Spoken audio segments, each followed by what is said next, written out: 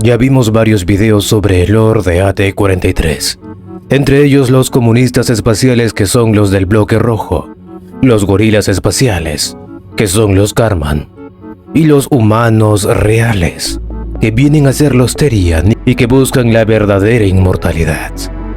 Ahora es el turno de otros humanos artificiales. Sí, las Naciones Unidas de Ava. Entonces estos son sus orígenes. Comienza la historia. Durante siglos, Ava estuvo dividida en un gran número de naciones separadas entre sí por la cultura, la lengua y la historia. Sin embargo, todas compartían el mito de una antigua civilización que desapareció misteriosamente. Todo lo que quedaba de esta civilización eran pirámides colosales cubiertas de hielo. Se descubrió que estos bajorrelieves eran en realidad conceptos científicos y fórmulas matemáticas. Algunas de estas inscripciones eran elementales, otras mucho más avanzadas. A partir del BT-2000, pequeños grupos de personas partieron en busca de estas pirámides, recogiendo rumores y leyendas, con la esperanza de descubrir los secretos de los ancianos. Aproximadamente en el BT-2000 y el BT-1000, el alfabeto, la astronomía, las matemáticas y otros logros científicos procedían de los textos descifrados de las inscripciones encontradas en los laterales de estas pirámides.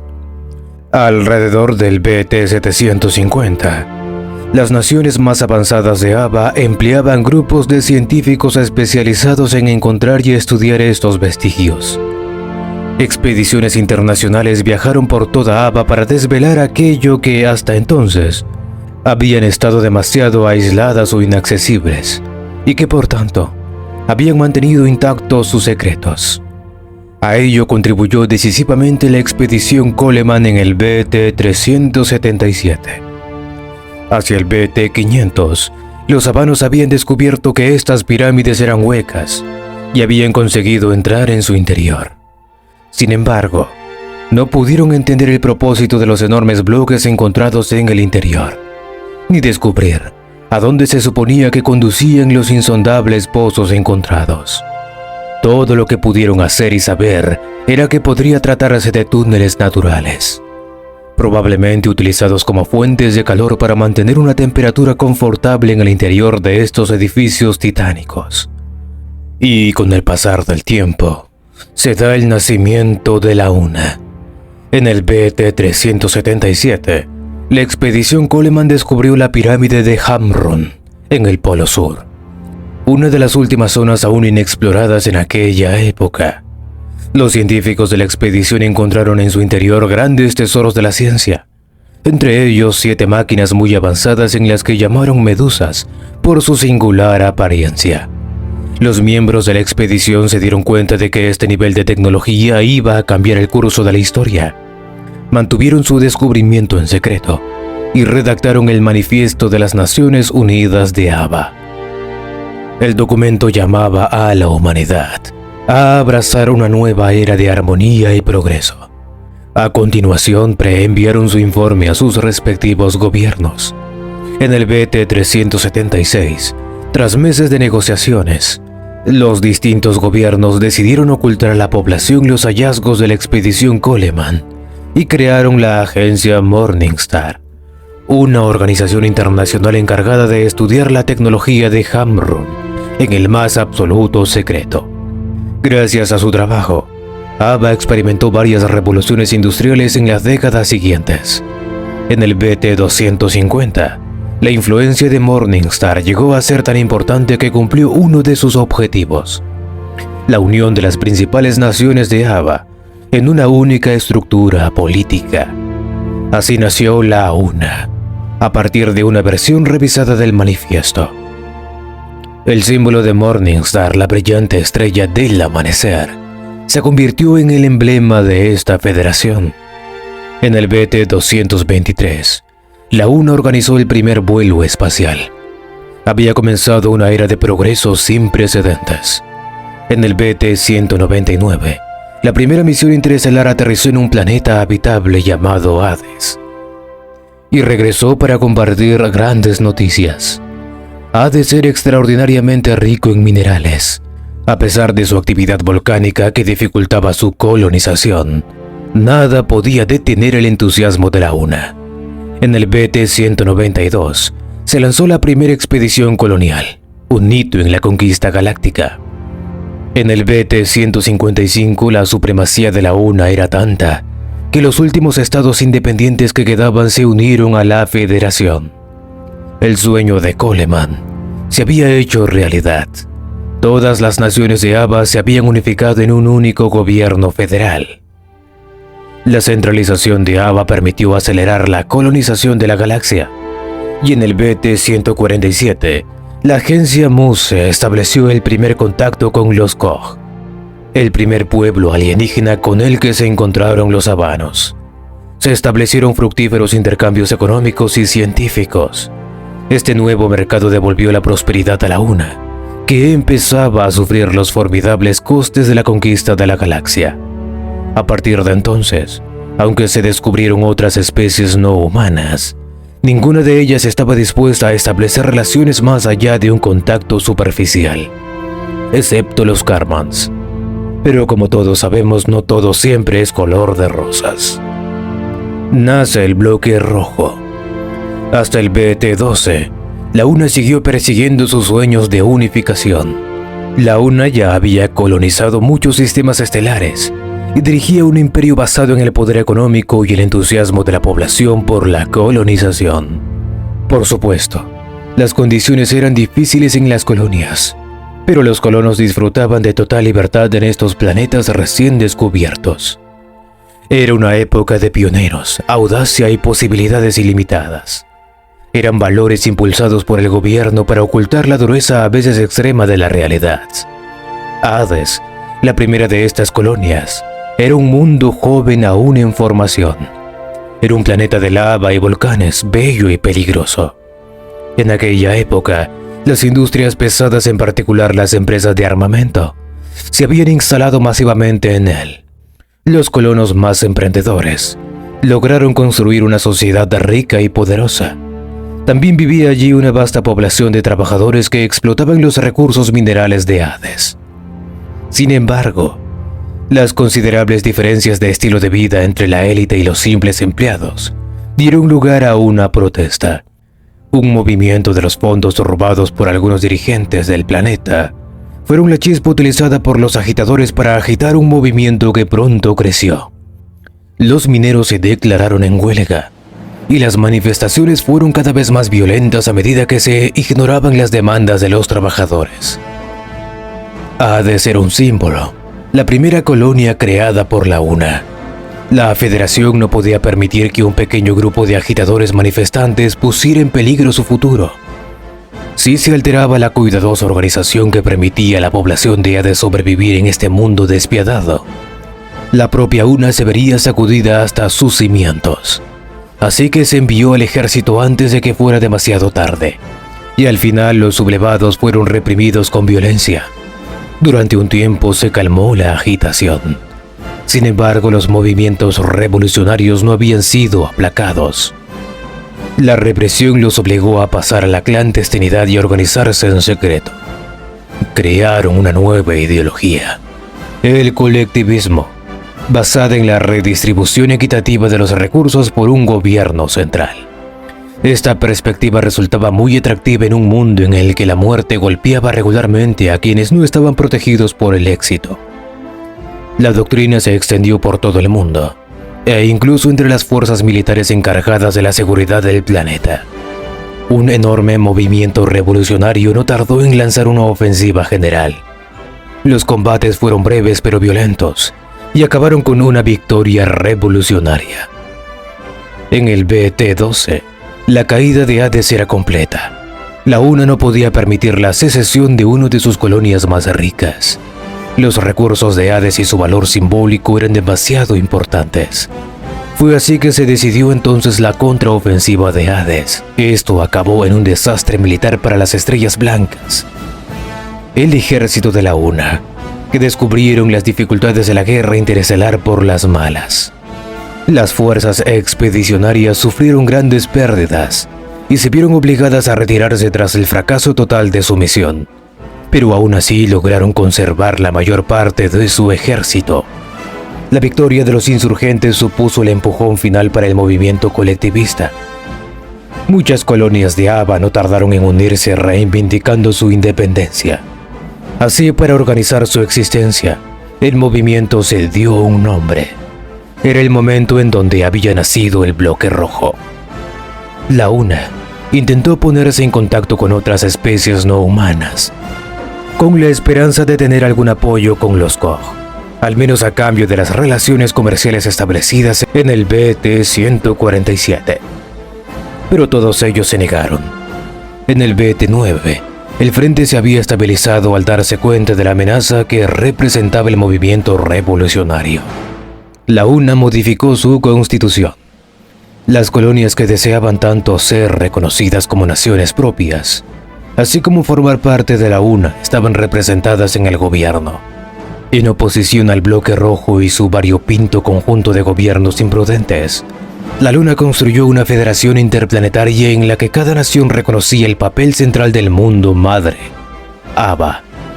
Fue entonces cuando el nombre Naciones Unidas de Aba adquirió su sentido interestelar contemporáneo. A partir del BT-9, cada bando reforzó sus posiciones y lanzó grandes campañas de propaganda destinadas a destruir la ideología del enemigo. El Bloque Rojo refutó los argumentos de la UNA y desarrolló los suyos propios con éxito. Rápidamente consiguieron convencer a parte de las naciones de Aba para que se unieran a ellos. Y así se creó Frontline, el colectivo local de Aba. Esto fue una terrible derrota ideológica para la UNA. Contraatacaron iniciando una guerra antirrevolucionaria, un curioso conflicto de escaramuzas y pequeñas batallas con apuestas limitadas. La guerra duró hasta el BT-0, cuando la invasión Terrien y el trauma pusieron las cosas patas arriba. Contacto inicial. En el BT-4, la UNA detectó objetos artificiales desconocidos que se acercaban a Aba. Ninguna de las especies no humanas con las que se había encontrado hasta entonces había mostrado más que una cortés indiferencia hacia los abanianos. Aparte de los Koch, ninguno había dado muestras de agresividad. El acercamiento directo de una especie desconocida generaba tanto esperanzas como temores. Cuando los Terrien aterrizaron, eligiendo zonas aisladas como los polos, su interés se concentró en lo que la antigua y perdida civilización había dejado atrás. Los de Aba se dieron cuenta de que los grandes constructores no eran de Aba después de todo. Las máquinas que habían desconcertado a los exploradores durante tanto tiempo revelaron su verdadera naturaleza cuando sus maestros terianos las encendieron en el BT-2. Se introdujeron tormentas apocalípticas seguidas de terremotos, erupciones volcánicas y fenómenos electromagnéticos cataclísmicos. Aba temblaba y se retorcía en el abrazo tecnológico monstruoso que la forzaba a salir de su órbita, cambiando su velocidad de rotación y probablemente intentando aplastarla como una fruta demasiado madura. Miles de millones de abanianos murieron. Esto llevó a la UNA a firmar una rápida tregua con el Bloque Rojo para luchar contra los Terriens, antes de que todos los de Aba fueran exterminados y el planeta sea aniquilado. La campaña de la Antártida en el AT-1 fue el clímax de esta unión. En un primer movimiento, el Bloque Rojo lanzó en solitario todas sus tropas a la batalla. Los estados mayores de las Naciones Unidas y del Bloque Rojo seguían desconfiando el uno del otro y tenían grandes problemas para cooperar. Además, el empeoramiento del clima había afectado sobre todo el Bloque Rojo, dejando a la UNA prácticamente ilesa. Podían darse algún tiempo para preparar la ofensiva mientras que el Bloque Rojo se veía obligado a reaccionar mientras aún podía. Hordas de soldados revolucionarios apoyados por innumerables vehículos blindados de combate se enfrentaron a las máquinas de combate terianas. Al principio los Terrien parecían abrumados por los números desplegados, pero el Bloque Rojo sufrió pérdidas tan grandes que la ofensiva se ralentizó, amenazando con ser detenida por la feroz resistencia de las máquinas terianas. Monstruosos Golgoths comenzaron a aparecer aquí y allá. Parecían invulnerables, sembraban el pánico, mientras los golems reunidos apresuradamente masacraban a miles de soldados cansados y abatidos. Las fuerzas armadas del Bloque Rojo también descubrieron que los Therians no luchaban solos. Unas criaturas parecidas a simios, los Karmans, parecían luchar a su lado. Cuando por fin se unieron, estaban mejor preparados y habían tenido tiempo de estudiar a su enemigo y analizar sus puntos débiles. Más rápidos y mejor equipados, llegaron hasta lo más profundo de las instalaciones del invasor. Dos acontecimientos inesperados que precipitaron la victoria de las fuerzas conjuntas de Ava. En primer lugar, las máquinas de la fatalidad se detuvieran de repente y sus amos fueran capaces de volver a ponerlos en marcha. Entonces, los supervivientes Therian se dieron cuenta de que las fuerzas de la UNA estaban de hecho llamando a la puerta de sus carteles y entraron en pánico. Se apresuraron a subir a sus naves y regresaron por donde habían venido, dejando tras de sí un planeta en ruinas. Los daños del apocalipsis y las millas de millones de muertos no fueron todo lo que dejaron. También abandonaron tesoros de equipamiento militar que cambiarían para siempre tanto la tecnología de la UNA, la carga del trauma. A pesar de la euforia de la victoria, la situación en Ava estaba mucho de ser idílica. Cientos de millones de personas lo habían perdido todo y seguían muriendo cada día por falta de alimentos y de un refugio adecuado. El planeta se estaba calmando, pero seguía sacudido de vez en cuando por erupciones volcánicas, terremotos y tormentas. Sin embargo, el trauma psicológico sufrido por los supervivientes era peor. Muchos avanos quedaron confusos o al borde de la locura. Las convulsiones del planeta y la ilimitada superioridad tecnológica de los Therians no ayudaron a aliviar el sentimiento de impotencia. La geografía había cambiado. Habían aparecido abismos y montañas. Regiones enteras habían sido borradas del mapa.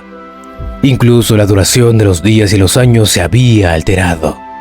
Un día solo duraba 24 horas, en lugar de 28. Y el año ya no tenía 320 días, sino 365. Más que ninguna otra cosa, fue la pérdida de estos hitos fundamentales lo que dejó a los avanos sumidos en la desesperación. Hubo que reorganizar la vida cotidiana desde lejos. Crearon un nuevo calendario basado en el primer día en que volvió la esperanza, el día en que la campaña antártica fue lanzada por el Bloque Rojo. Recalcularon las fechas y se esforzaron por devolver a los avanos los puntos de referencia que habían perdido. Esto les permitió sobrellevar el trauma e incluso superarlo para algunos. Cuando pidieron ayuda a las colonias, estas ofrecieron sus recursos para ayudar al planeta madre, en una demostración de solidaridad sin precedentes. Este fue el primer año tras el trauma, el AT-1, el fin de la alianza. La primera semilla de discordia entre los dos bloques políticos tuvo que ver con la reconstrucción. Frontline había sufrido la mayor parte de los daños causados por los Therianos, lo que había mermado considerablemente su población. Por otro lado, la UNA, gracias a su tardío compromiso, sufrió mucho menos daños en el conflicto. Cuando el Bloque Rojo presentó un gran proyecto de reconstrucción ecológica, la UNA se negó a participar en semejante empresa sin consultar alguna. Así que el Bloque Rojo lanzó el proyecto en su nombre, excavando en los recursos que ofrecían las colonias. El segundo tema sobre el que discreparon fue el destino de las máquinas de destrucción. El Bloque Rojo quería su destrucción directa. Por el contrario, la UNA, tentada por los descubrimientos tecnológicos de la máquina de guerra, quería estudiarlas. En el AT-3 las cosas estaban como estaban en el BT-2. Las escaramuzas estallaban aquí y allá iniciadas por el Bloque Rojo, pero hasta el AT-31, las escaramuzas conducirían logros tecnológicos y viceversa. Mientras tanto, cada bando fortificaba sus posiciones a la espera de una ofensiva que nunca llegaría. Pasarían 30 años antes de que el Bloque Rojo volviera a desatar las hostilidades. En el AT-31, agentes infiltrados de la plantilla de las industrias armamentísticas de la UNA iniciaron un gran movimiento huelguístico, intentando reproducir las condiciones del levantamiento de Hades. Curiosamente, la UNA accedió a casi todas las demandas de los trabajadores, apagando de inmediato la llama de la rebelión. Finalmente, todos los agentes del bloque rojo fueron destinados o asesinados cuando intentaban robar los prototipos de propulsores de apoyo desarrollados por Mintz, que eran prototipos ultra secretos, con un asunto serio. En el AT-39, una serie de incidentes fronterizos sin precedentes fueron instigados por las fuerzas revolucionarias, el ejército rojo del bloque rojo. Una vez más, esta estrategia fracasó. Las estrellas blancas reaccionaron pero sin tomar nunca la iniciativa, viendo su inercia como un signo de debilidad. El bloque rojo lanzó varios ataques preparados a toda prisa. Apresuradamente, de ahí las derrotas de Nowhere y Proserpina. En ambos casos, la heroica resistencia de las estrellas blancas combinada al despliegue de algunos innovadores Striders de combate permitieron hacer retroceder a las fuerzas revolucionarias con una facilidad alucinante. La UNA comenzó a trabajar en un programa de armamento de alcance excepcional, en un esfuerzo por crear sistemas de defensa tierra-espacio. Gracias al trabajo realizado en este proyecto, la UNA pronto hizo algunos avances decisivos en las tecnologías espaciales. La razón de tales esfuerzos: se había detectado un pequeño mundo cuyo rumbo lo llevaba directamente a Ava. Esta anomalía espacial llamada Damocles había sido detectada por Sentinel, el programa de vigilancia de la UNA, y solo podía significar una cosa: los Therian habían vuelto. 43 años después del trauma, la UNA es consciente de que su ofensiva sobre Damocles no es solo un acontecimiento importante en su historia, sino también en la historia de la galaxia, tal vez incluso del universo. El bloque rojo también había descubierto su mundo fábrica, ha puesto fin a las escaramuzas y está reuniendo sus poderosas flotas de combate. Los Karman, que habían luchado con los Therian durante el trauma, se han puesto en contacto con Muse para abrir una embajada en Nuevo Edén, la capital de las Naciones Unidas de Ava. Los Koh han aumentado la cantidad de recursos naturales que compran a la UNA, como si su industria estuviera fuera de control. Los propios Therian se han vuelto más agresivos a medida que abandonan lentamente su postura pasiva. En otros sectores de la galaxia, poderosas civilizaciones han enviado sus propias flotas de combate para participar en la guerra y la destrucción. En menos de 50 años, el universo ha alcanzado un punto crítico en el que nadie podrá salvarse de la guerra. La vida en la UNA. Verán, vivir en la UNA es donde cualquiera puede brillar en el firmamento del éxito. No hay nada mejor que esto. Vamos, únete a la UNA. Sé una estrella. Brilla con nosotros. Eslogan de la UNA. Nacido de la conquista del espacio, la Federación Interplanetaria de la UNA está en constante expansión, a pesar de la amenaza de división que se siente sobre ella. No obstante, prospera porque sus ciudadanos están unidos por los mismos valores fundamentales y porque todos comparten el mismo modo de vida. Este sueño colectivo, el principio de polvo de estrellas, y este modo de vida con los cimientos que sostenían la UNA, la razón de la prosperidad de la Federación entre las estrellas. La colonización del espacio ha supuesto para los habitantes de Ava el reto más increíble de su historia. Ha puesto a prueba su voluntad y la cohesión de su sociedad. Y sin embargo, Ava ha recogido el guante y la conquista del espacio. Ha ofrecido grandes oportunidades a sus hijos. En medio de las estrellas todo es posible. Y como la colonización requiere grandes recursos humanos, cualquier habano puede participar en esta fantástica empresa. Esta es la esencia del principio del polvo de estrellas.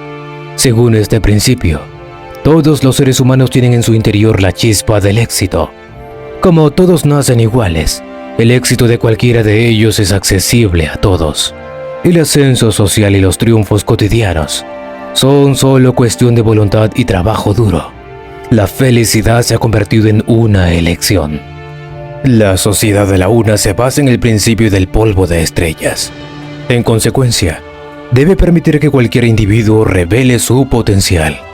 Para ello deben garantizarse las libertades individuales, no solo la libertad de empresa, sino también la libertad de aprender, de pensar y de expresarse. Las instituciones y los gobiernos rigen estas libertades no para proteger el orden público, sino para fomentar el éxito. Los ciudadanos de la UNA no son individualistas, son patriotas. Están contentos de vivir en una sociedad que les permite florecer y se sienten orgullosos de los principios sobre los que se construyó la UNA. Incluso están dispuestos a luchar por ello. El nombre de principio del polvo de estrellas procede de algo cierto en física. En el interior de cada individuo puede encontrarse materia estelar. En cierto sentido, cada uno de ellos está hecho de una pizca de polvo de estrellas. Con la mirada fija en el espacio, la Sociedad de las Naciones Unidas asocia las estrellas con un futuro brillante. Esto explica también por qué la invasión teriana fue un trauma tan terrible. Por primera vez, las estrellas no significaban felicidad ni sueños hechos realidad, sino pesadillas y destrucción. Se suponía que encerraban promesas de felicidad para todos, y en su lugar vomitaron hordas de monstruos despiadados. Estos acontecimientos sacudieron la sociedad de la UNA hasta sus cimientos. Hizo falta mucha determinación y talento por parte de los representantes políticos y militares para reconstruir la confianza de los habanos en el principio de polvo de estrellas, incluso cuando fue atacada por esos terroríficos adversarios. La humanidad encontró en sí misma la fuerza para triunfar. Modo de vida en la UNA. La vida cotidiana en la UNA es muy diferente según el planeta de que se trate. Separados por varios años luz, cada uno de estos planetas es único y tiene sus propias limitaciones. Y sin embargo, unidos bajo los mismos valores, todos los habitantes comparten el mismo modo de vida. Las ciudades de la UNA se extienden sobre grandes áreas, cada distrito conectado al siguiente por grandes autopistas y corredores de vuelo. Este estilo de construcción les permite construir innumerables casas individuales o edificios de apartamentos. Se organizan en círculos concéntricos alrededor de los grandes centros comerciales y distritos de negocios, donde los gigantescos rascacielos son a veces tan altos que las calles y edificios de abajo quedan a oscuras. El mejor ejemplo de esta arquitectura no es otro que la capital de la UNA, Nuevo Edén, situada en Aba. En estas grandes aglomeraciones urbanas la gente se desplaza en coche, o para los más pudientes, en sus G-Cars, utilizando los corredores de vuelo regulados por la Unión. Estos vehículos, así como el mobiliario y los aparatos eléctricos, están construidos con materiales y tecnologías nacidos de la conquista del espacio. En la UNA es posible llevar un teléfono personal y enviar fotos al otro lado del planeta, o ver canales de televisión de otros sistemas estelares. En la UNA, todo el mundo es poco astronauta. Durante la semana, los ciudadanos se dedican a su carrera profesional. Mientras unos están ocupados trabajando en gigantescos edificios de oficina, otros trabajan duro por la gran colonización del espacio. Profundamente igualitario, la sociedad de la UNA ofrece las mismas oportunidades laborales a hombres y a mujeres. Cuando llega el fin de semana, y siempre que tienen la oportunidad, a los ciudadanos les gusta divertirse y disfrutar de muchas aficiones, TV, compras, vacaciones, etc.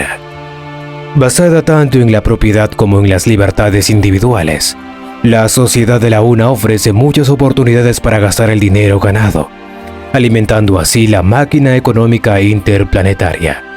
Desgraciadamente, no todos los habitantes de la UNA tienen acceso al modo de vida de la UNA. Para algunos, la máquina se ha parado.